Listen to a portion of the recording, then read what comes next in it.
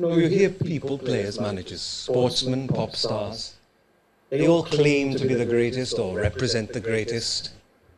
Let me tell you right now, the greatest was a young black country lad with a heart and soul as big as a lion, whose presence on Wembley pitch filled Wembley Stadium all by itself.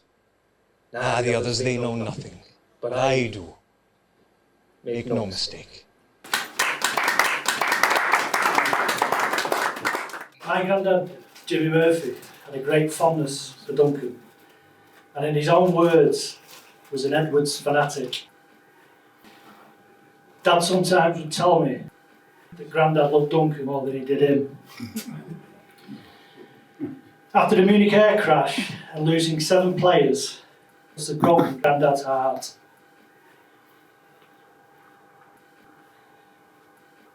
But in his broken heart must have been a ray of hope, as Duncan was still alive. But sadly, 2 weeks later, that small hope turned to sorrow as the Colossus lost his fight, shattering Grandad's heart once more.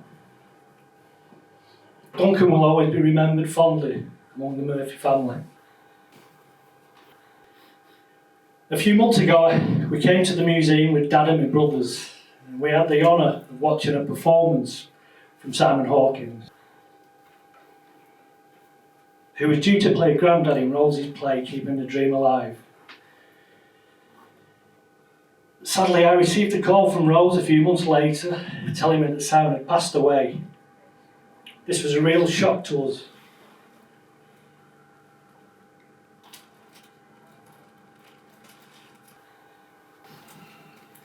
He was a lovely gentleman who we had the pleasure of spending time with, if only for a few moments. God bless him. I wasn't at Munich when the crash happened. I was in Cardiff Sea with the Welsh team. I've always felt awful for not being there for the boys when they needed me the most. I had no idea what had gone on at first. I was as happy as a sandboy I was. I was convinced the boys would bring the silverware back to Old Trafford. It was Alma, our secretary, that told me about the crash. She sat there, as quiet as a mouse, like she was in a trance she was. I couldn't believe it. I flew out straight away. There was so much confusion, who was alive and who wasn't. The flight seemed to take forever. I felt like getting up out of my seat and throwing the pilot out of his seat and flying the thing myself. I don't think I'll ever forget the shock I felt when I got there. I said to this doctor, I said, "Where's the others?" "There are no others," he said. I thought, "Bloody fool, you don't understand, do you?" Then I realized that was it. There were no others. 7 of the lads, our lads, were gone. And my friends, the sports journalists, they'd gone too. Well, I don't mind admitting I stood against the door frame and I wept like a baby. Bloody wept. I'd just like to finish with a quote from Grandad. When I used to hear Muhammad Ali proclaim to the world that he was the greatest, I used to smile. You see, the greatest of them all was an English footballer named Duncan Edwards.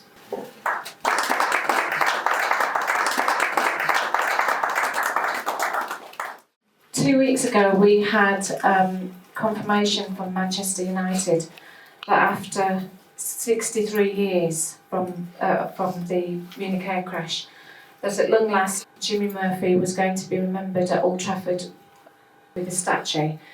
The Duncan Edwards Foundation and 5 other fan groups all campaigned that this man should be remembered. And I just want to say to Paul and to Paul's family that just to be that very, very small part in making that happen is one of our proudest things. The first of the lads I saw was Big Dunk. Chunky, as we called him. My goodness, I don't know about Chunky. He looked so small, lying there, so dependent on others. He'd hate that, would Dunk. He was really mithered. Well, he'd lost his watch, see. I told him I'd get it for him. I don't know why, really. I had no idea where it would be, but it seemed to help him, you know. Then he asked what time the match was on Saturday. I said, 3 o'clock, as always, son. He said, don't worry, Chief, I'll be there. Called everyone Chief, did Duncan. I knew he wouldn't be, of course. The doctors were sourcing a new kind of machine thing for him. He had quite bad internal damage, see. I was clinging to the hope that he would keep fighting, that this colossus would be stronger than his injuries, that his will, his strength, his entire being would fight and conquer, just like in every match he played. They were all such a great group of lads. Such a talent on and off the pitch, and my goodness, did they like a laugh. I can still hear them now, teasing each other, the banter, the laughter. It echoes through my mind every time I walk into the ground. Sometimes it's so deafening I could scream.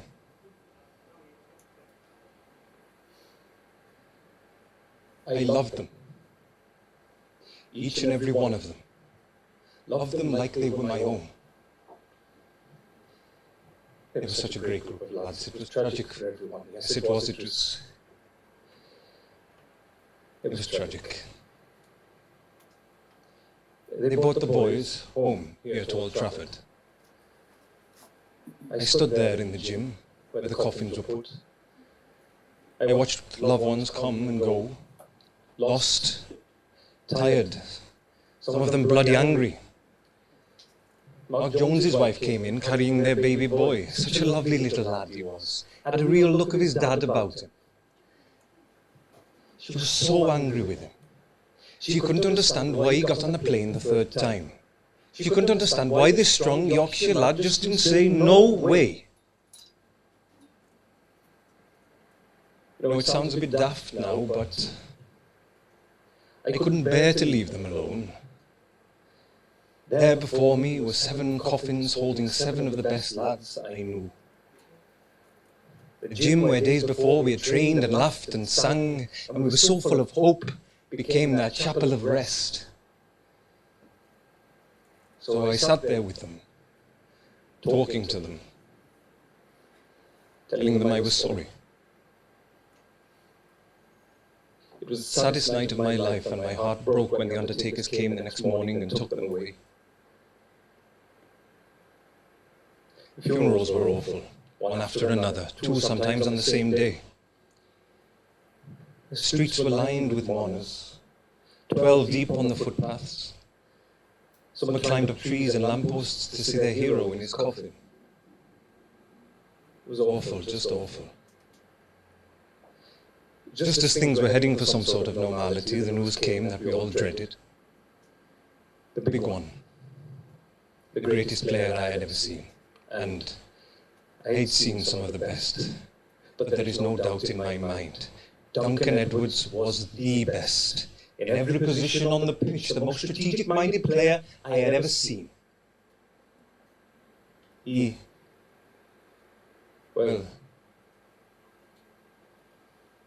passed away too, see. We all crumbled when he went. Never in our wildest dreams did we think we'd lose him too. I used to take him away on holiday with my family, him and young Wilf McGuinness. Such happy memories. There's no doubt about it. I loved all those lads, each and every one of them, but Duncan, but to me Duncan was like one of my own. To me he was like another son.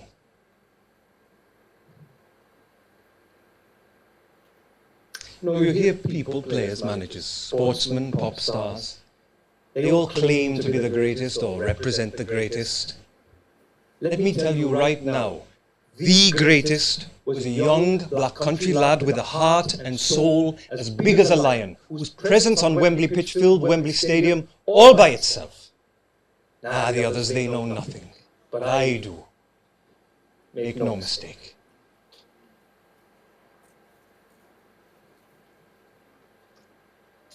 They found Duncan's watch, you know.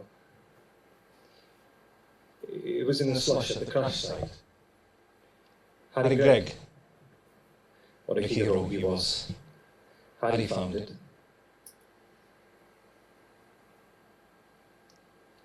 I took it to Duncan at the hospital and put it on his wrist. Comforted him, I think. It was something familiar in a place that he didn't know and couldn't understand. He died wearing it. It was broken and it had stopped. Frozen in time. Just like those lads. Just like Duncan. Forever young. Forever great. Forever united.